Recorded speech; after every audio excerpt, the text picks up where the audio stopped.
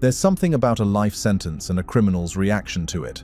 The moment a person hears it, you get to see who they actually are, whether they fall apart, whether they stay still, or whether they make it worse. Today, we're covering 15 real cases where violent crimes led to a courtroom, and the moments after the verdict tell you everything you need to know. 1. Juan Rodriguez. On September 7, 2010, Juan Rodriguez was a patient receiving outpatient care at the Grand Court Lakes Assisted Living Community in North Miami, Florida. That afternoon, he accused Clark Morris, one of the nursing assistants at the facility, of stealing from him. Morris turned to walk away from the situation, so Rodriguez reached into his waistband, pulled out a knife he had been carrying inside the facility, and stabbed her in the back without warning. Staff and witnesses on the floor immediately moved in and physically restrained Rodriguez until police arrived. Morris was taken to the hospital with a serious stab wound. She recovered. Rodriguez was booked on first-degree attempted murder and appeared before Circuit Court Judge Beatrice Butchko the following morning, September 8th, for his arraignment. He showed up with a lot to say. Right away, Rodriguez started arguing with the judge about whether he needed a public defender. He did not think he did. The judge pressed forward anyway, which did not sit well with him. Then he made his actual request. Rodriguez told the court he wanted out of jail for Rosh Hashanah, the Jewish New Year, which had begun the same day. He told the judge he was Jewish, and that being kept in custody through a high holy day was unacceptable to him. Judge Butchko kept moving through the proceeding without acknowledging the request, the way a judge does when she has already made a decision and is simply letting someone finish talking. That is when Rodriguez told her directly that if she did not release him, he would kill her. He repeated it. He told her to write down her phone number. He continued trying to walk away from the bench, and officers had to physically redirect him before the judge finished ruling. Judge Butchko ordered Rodriguez held without bond on the first-degree attempted murder charge, then continued the hearing as though the threats had not happened at all. She finished her rulings, closed the matter, and moved on. The clip of that arraignment has circulated ever since, mostly because of how completely unbothered she looks throughout the whole thing. Next is a case out of Louisville, where the most revealing moment didn't happen at sentencing, but in the middle of a pre-trial hearing. 2. Keontae Hunter. On the morning of July 17, 2012, in the Parkland neighborhood of West Louisville, Kentucky, 21-year-old Jesse Williams was asleep in his own bed at his home on Grand Avenue. He never woke up. 17-year-old Keontae Hunter had spent the night at Williams's house, the way he had done several times before. The two knew each other well. But sometime between 9 and 9:30 that morning, Hunter shot and killed Williams while he was asleep, and shot Williams's girlfriend, Chardedrick Cooper, in the leg. Cooper woke up to what she thought was the sound of fireworks. Then, she felt the pain in her leg and realized what had actually happened. Hunter took off running. He was jogging down the street, shirtless, in basketball shorts and flip-flops, when a team of Louisville Metro police officers in an unmarked car spotted him. They noticed a heavy object in his pocket that they believed was a gun and moved to stop him. Hunter ran the moment they identified themselves as police, reaching toward his pocket multiple times during the chase. Officers caught him and separately found a high-point 9mm handgun under a log in a nearby yard. Authorities tied the gun to the shooting. A grand jury indicted Hunter on murder, assault, tampering with physical evidence, and possession of a handgun by a minor. His case moved out of juvenile court and into circuit court, where a judge transferred him to stand trial as an adult. Then came the courtroom moment that made national news. In July 2014, 2 years into his pre-trial proceedings, Hunter stood up mid-hearing and demanded a new public defender, claiming his attorney Josh Roberts had a conflict of interest. When the judge told him to sit down, he kept going. Deputies moved to remove him for using profanity, and as they did, Hunter turned around and spat directly on his own attorney. He then tried to lunge at him before officers tackled him to the floor and dragged him out. A Jefferson County jury convicted Hunter of murder, first-degree assault, tampering with physical evidence, and possession of a handgun by a minor. The court sentenced him to 25 years in prison. 3. David Street, John Jr. In January 2021, 39-year-old David Street John Jr. of Houston, Texas, started following a 16-year-old girl on social media, liking her photos, and building a conversation. He told her he wanted to hang out. He presented it casually, the way people do on social media, so it didn't feel alarming to her right away. On January 21st, he picked her up from her house, telling her they were going to smoke marijuana together. Instead, he drove her to a motel on Fallbrook Drive in northwest Harris County, a motel she had not agreed to go to. Once inside the room, John pulled out a gun. He threatened the girl at gunpoint, beat her, and sexually assaulted her in ways that prosecutors later described as extreme and deliberate violence. He also used the firearm as a weapon during the assault itself. A welfare check brought paramedics to the motel room. When they arrived, St. John was still there. He went after the paramedics too, fighting them until Harris County Sheriff's Office deputies arrived and physically took him into custody. 4 days later, on January 25th, 2021, St. John showed up at his arraignment hearing at the courthouse. Somewhere in the middle of the proceedings, he got up from where he was sitting, walked across the room, and punched another person who had nothing to do with his case. The victim ran to the side of the room. An officer moved in, shoved St. John down onto a bench, and handcuffed him right there. Prosecutors later confirmed he had a long prior criminal record and that this was not his first time in the system. The DA's office described him as a career criminal who had found a teenage girl online and planned out what he intended to do. The DNA evidence recovered from the motel room was what ultimately sealed the conviction. In May 2023, St. John pleaded guilty to sexual assault of a child and felony possession of a weapon. He received 2 concurrent 25-year sentences and must serve at least half before he can even apply for parole, because a deadly weapon was involved throughout the crime. He is also required to register as a sex offender for the rest of his life. 4. Jason Dalton.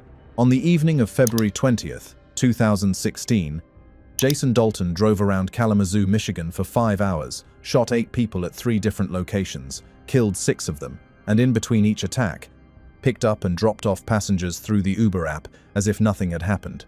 He was 45 years old, a husband and father with no criminal record. Hours before the first shot was fired, Dalton visited a gun store with a friend and bought a black jacket specifically designed with interior pockets to conceal a handgun. The store owner described him as being in good spirits. The first shooting happened outside an apartment complex, where he shot Tiana Carruthers, 25, 4 times as she stood near a group of children she was trying to shield. She survived. Then Dalton went back to work. He kept accepting Uber rides and driving passengers around the city for 4 hours. Just after 10 that night, he pulled into a Kia dealership and shot Richard Smith, 53, and his son Tyler, 17, who were just looking at cars. Both men were killed. Dalton got back in his car. 15 minutes later, he pulled into a Cracker Barrel parking lot and opened fire on a group of women sitting in their vehicles. He killed Barbara Hawthorne, 68, Dorothy Brown, 74, Mary Jo Nye, 60, and Mary Lou Nye, 62. A 14-year-old girl, Abigail Kopf, was shot in the head but survived. Police arrested Dalton at 12:40 in the morning without a struggle. When investigators questioned him, he told them the Uber app had taken control of him. He claimed a devil figure appeared on the app and guided his actions, that pressing it made him feel like a puppet. No other explanation was ever given that held up. He rejected his attorney's advice and pleaded guilty to all 16 charges on January 7, 2019. At his sentencing on February 5th, survivors confronted him directly. Tiana Carruthers stood in front of him and told him he had failed. He sat completely still and said nothing throughout the entire hearing. The judge sentenced him to 6 life terms without parole. 5. Dylan Shoemaker. On the night of March 19, 2013, in Springville, New York, 16-year-old Dylan Shoemaker was babysitting his girlfriend Ashley Smith's 2 young sons while she worked a shift at a local restaurant. The older boy, Austin, was 23 months old. The younger one was 3 months old. Shoemaker got frustrated because Austin wouldn't stop crying. He was afraid the baby would wake up the infant, so he took Austin, placed a pillow over the back of his head, and punched through it. He did it multiple times. Earlier that same night, he had also slammed Austin's head on the floor while changing his diaper when the toddler tried to get up and move around. By the time Ashley came home, Austin was dying from brain bleeding caused by the blunt force trauma to his skull. Shoemaker called it a loss of control. He said he never intended to kill Austin, that he loved him, and that he was just a teenager who panicked. But the injuries to Austin's head told a different story, and so did his own testimony on the stand, where he described each thing he had done in enough detail for the jury to understand. It wasn't one moment but a series of choices. A jury convicted him of second-degree murder in December 2013 after deliberating for less than 3 hours. The verdict came fast, which probably told Shoemaker something about how convincing his story had actually been. Before his sentencing hearing, Shoemaker made a comment to his mother about how he planned to handle things in court.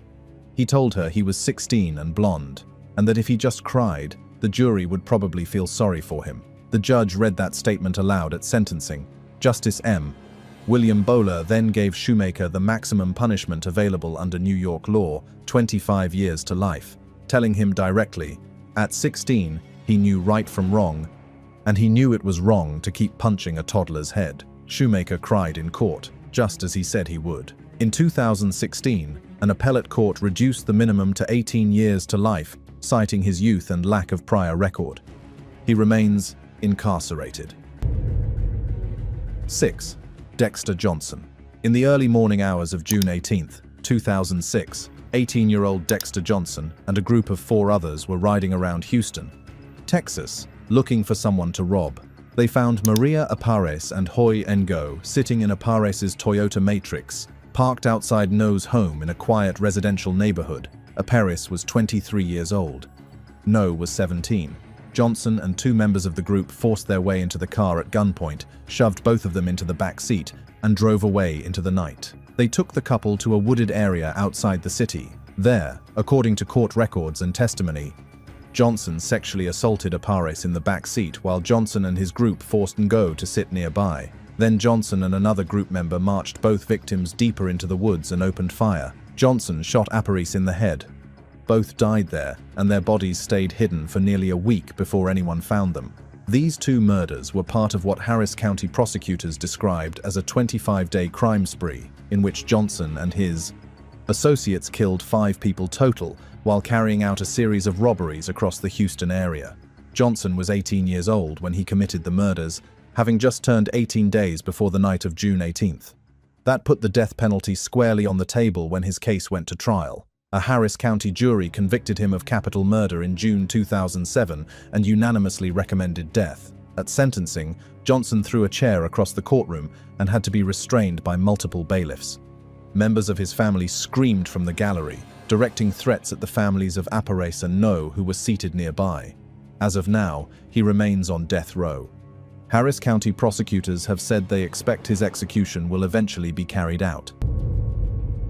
7. Tobias Roman. Tobias Roman, who went by the nickname Giggles, had a history of criminal run-ins in the Fresno, California area well before February 2012. On February 2nd of that year, Roman walked up to a kiosk worker at the Valley Plaza Mall in Bakersfield and attempted to rob her. He threatened to kill her and brandished a knife during the confrontation, according to police. Staff and bystanders intervened, and officers arrested him the same day. 2 days later, he appeared before Kern County Superior Court Judge Charles Bremer for his arraignment on multiple felony charges. It started going sideways almost immediately. When the judge called Roman's name, Roman refused to stand up, claiming his foot was injured. When asked to state his name for the record, Roman said his name was Giggles, or Tobias, and told the court not to call him anything else. As the judge began moving through the charges, Roman interrupted to say the allegations were all lies. The judge warned him to stop speaking out of turn. Roman responded by telling the judge to be quiet. Deputies began moving toward him. As they started to remove him from the courtroom, Roman turned back toward the bench and told Judge Bremer directly that he would murder him the next time he saw him outside of court. The statement was caught on the courtroom transcript and verified by court reporters. A new felony charge for threatening a judicial officer was filed against Roman on top of the existing robbery-related charges. The Kern County District Attorney's Office confirmed the filing. 8. Bryce Rhodes. In early May 2016, in Louisville, Kentucky, 25-year-old Bryce Rhodes shot and killed a man named Christopher Jones on South 41st Street. Rhodes believed Jones was someone who had a bounty out on his life. He was wrong about the identity, but Jones was dead, and 2 teenage boys inside the getaway car had witnessed the whole thing. 16-year-old Maurice Gordon and 14-year-old Larry Ordway knew Rhodes from the neighborhood.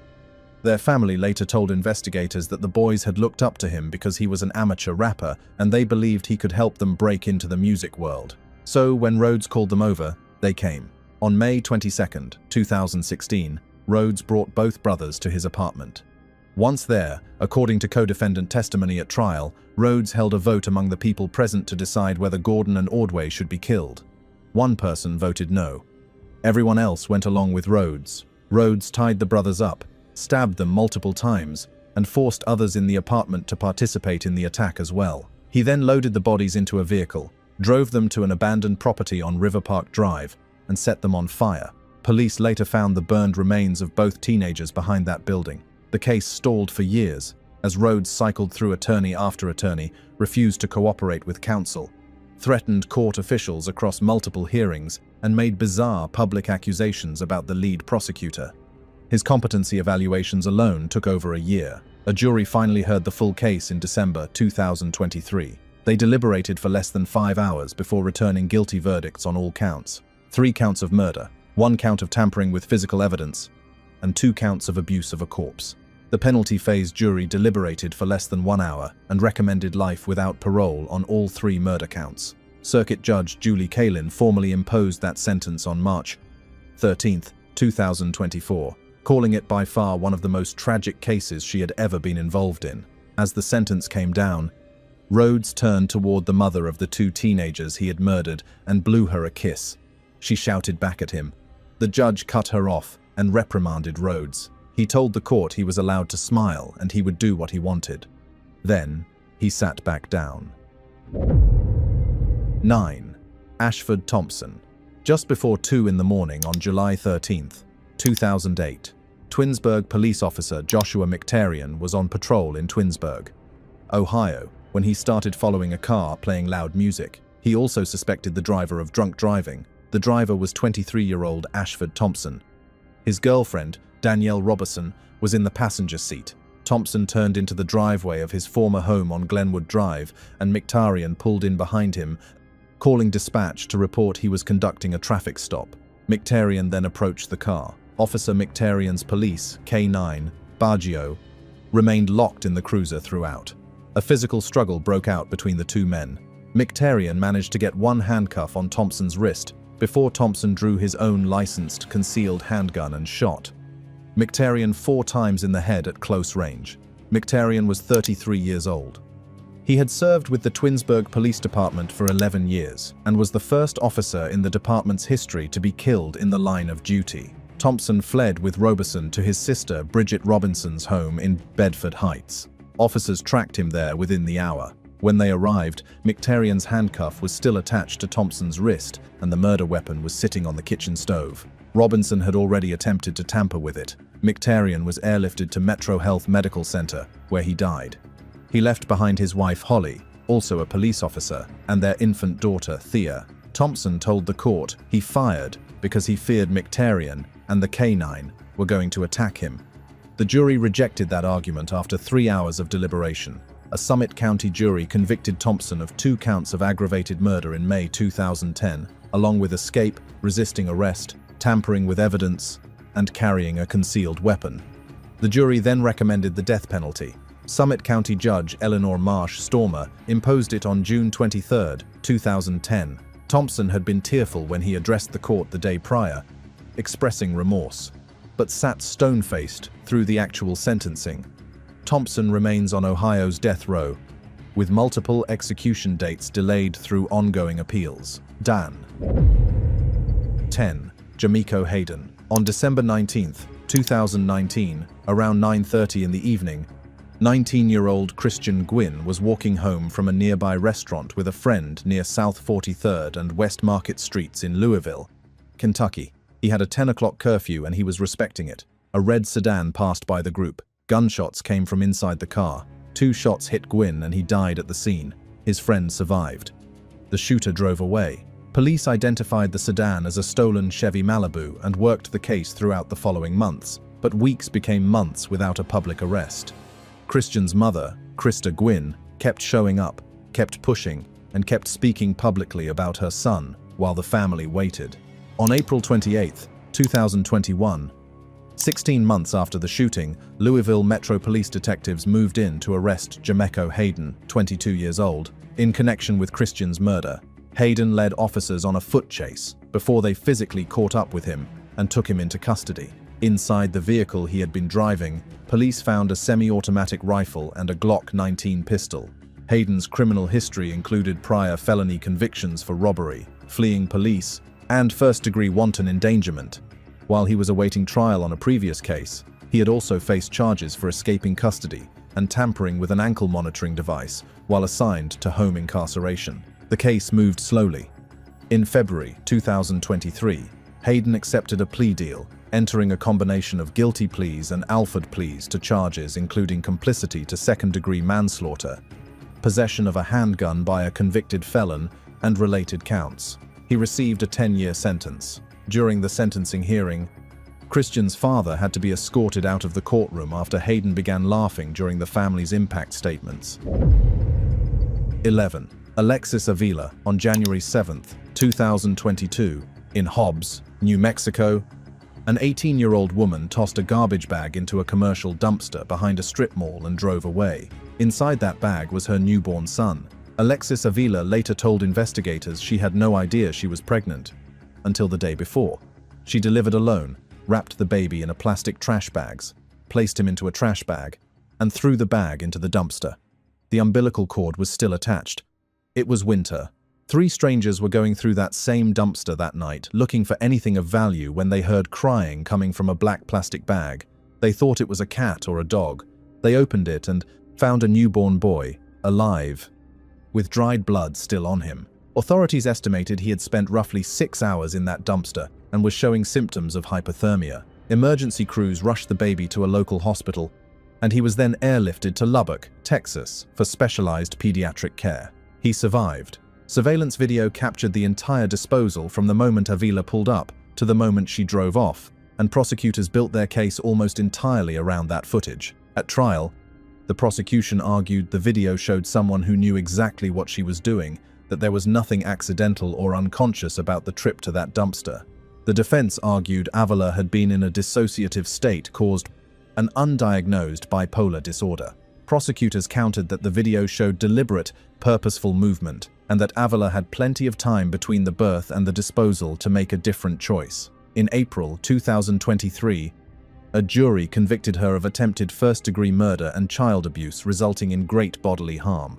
On May 1, 2023, Judge William Shoebridge sentenced Avila to 18 years in prison, then suspended 2, giving her an effective 16-year term, followed by 2 years of parole. She was 19 at sentencing and received credit for 475 days already served.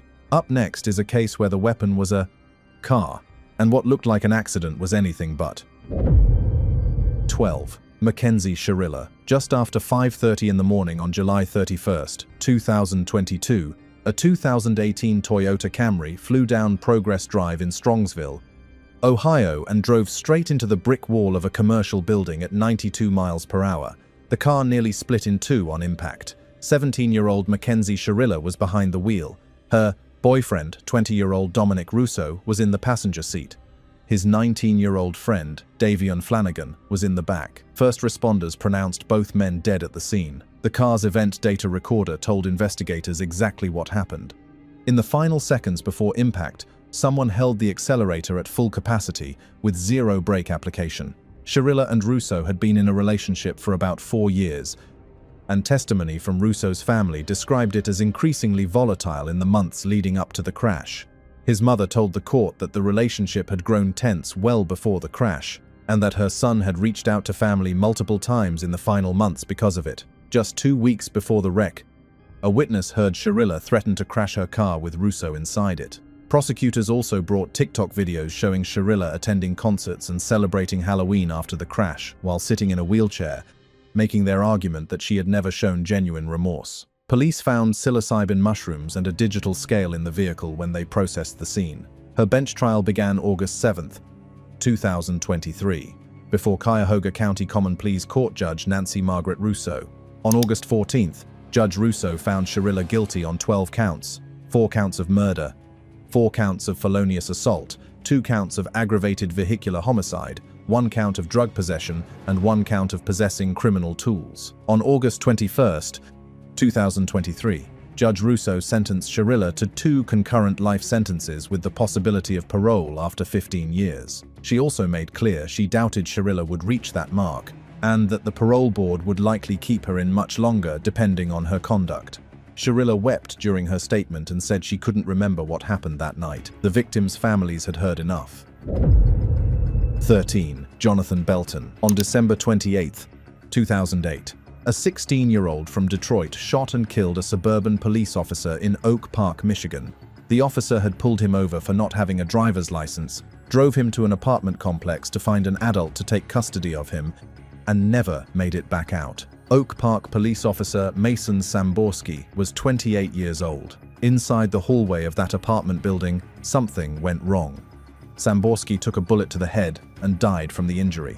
Jonathan Belton's defense, led by attorney Jeffrey Fieger, argued that Samborski had accidentally shot himself during a physical struggle. Fieger told the jury that flawed forensics and other factors drove law enforcement to get the case wrong, and that Belton was guilty of nothing more than running from a police officer. Prosecutors used forensic evidence, blood spatter analysis and firearm data to place Belton on top of Samborski when the fatal shot fired.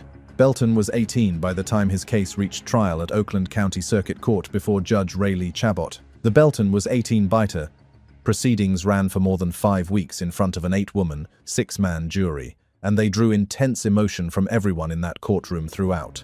In November 2010, the jury deliberated for 10 hours and came back with 2 guilty verdicts: first-degree murder of a peace officer and first-degree premeditated murder. Both charges carried mandatory life in prison without the possibility of parole. On December 16, 2010, Judge Chabot formally sentenced Belton to exactly that. Belton directed his statement entirely to his own family and told them this wasn't over yet. 14. Damon Kemp. In December 2018, a 19-year-old former college student in Daytona Beach, Florida, shot and killed 2 of the people who had been housing him for free. Both victims were 19 years old. Trey Ingram, a former Bethune-Cookman University student and an up-and-coming boxer, had opened his apartment at the Jade Park complex on Jimmy Ann Drive to Damon Kemp, while Kemp worked to re-enroll at the university. Ingram's cousin, 19-year-old Jordan Payton, was also at the apartment visiting. Gunshots rang out inside that apartment late on the night of December 6, 2018. None of the neighbors called police. Officers discovered the bodies the following evening while investigating a completely separate armed burglary nearby. They found Kemp in the parking lot first, acting erratically, and he ran toward one of the officers with his hands inside his shirt. When they detained him, Kemp told them he had killed someone. A Glock pistol turned up in the grass nearby, and when officers traced Kemp's address back to the Jade Park apartment, they found Ingram and Payton shot multiple times, shell casings across the floor, and blood covering the walls. It also came out that Kemp had forced his way into a neighbor's apartment that same night, another burglary, another act of violence, on the same evening as the murders. His trial in May 2023 featured what the presiding judge described as an unusual dual defense. Kemp's team argued both that he did not commit the murders, that, if he did, he was legally insane. Circuit Judge Leah Case rejected both arguments entirely, finding 0 credible evidence of insanity and noting that nothing in the record supported it.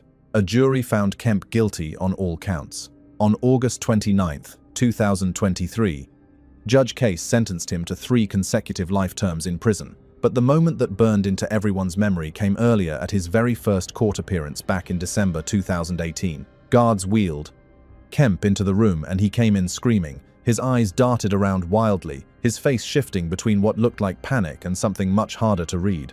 Ingram's family was in that courtroom, and they screamed right back at him. 15. DeMarco Harris. In August of 2009, a 12-year-old boy in Detroit shot and killed a young woman during a street robbery. His age was impossible to ignore, but so was what he did. 24-year-old Trisha Babcock, from Davison, Michigan, was sitting in the driver's seat of a parked car near West Outer Drive and Minnock Street just after midnight on August 1, 2009. DeMarco Harris walked up to the vehicle, pointed a loaded gun at her, and demanded she comply. When she didn't, he shot her and walked away. Babcock made it to Sinai Grace Hospital but died a short time later.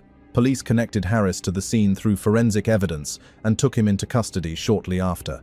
A second juvenile had also been present that night, though investigators did not charge that individual at the time. The Wayne County Prosecutor's Office charged Harris with adult designation, which gave the judge full discretion over sentencing, including the option of mandatory life in prison without parole. Prosecutor Kim Worthy said later that because Harris was so young and the crime so serious, the adult designation gave the court the full picture it needed to make an informed decision. He was 12 years old. A jury in Wayne County Juvenile Court found Harris guilty in 2010 of felony murder, assault with intent to rob while armed, and felony firearm violations. At 13, Judge Sheila Gibson handed him a blended sentence: confinement in a high-security juvenile facility until he turned 21, with the possibility of adult sentencing if he picked up any new felony conviction during that time. In 2012, the United States Supreme Court ruled in Miller v. Alabama that mandatory juvenile life sentences without parole violated the Eighth Amendment, so the court had to revisit Harris's case. At his release hearing, Tricia Babcock's father stood before the judge, holding his daughter's photo and her death certificate, describing the life sentence he had been living every single day since losing her. Harris addressed the court and said he had grown, mentally and spiritually, and that rehabilitation had changed him. Social workers backed him up across the board. On September 18, 2017, his 21st birthday, DeMarco Harris walked out of custody. The Babcock family was not satisfied, and they made absolutely certain everyone in that room knew it. And that's 15 cases. Let me know in the comments which reaction got to you the most, because I have a feeling we're not all going to agree on that one. If you're new, subscribe, and if you've been here, thank you, genuinely. Make good choices out there, stay safe, and I'll see you in the next one.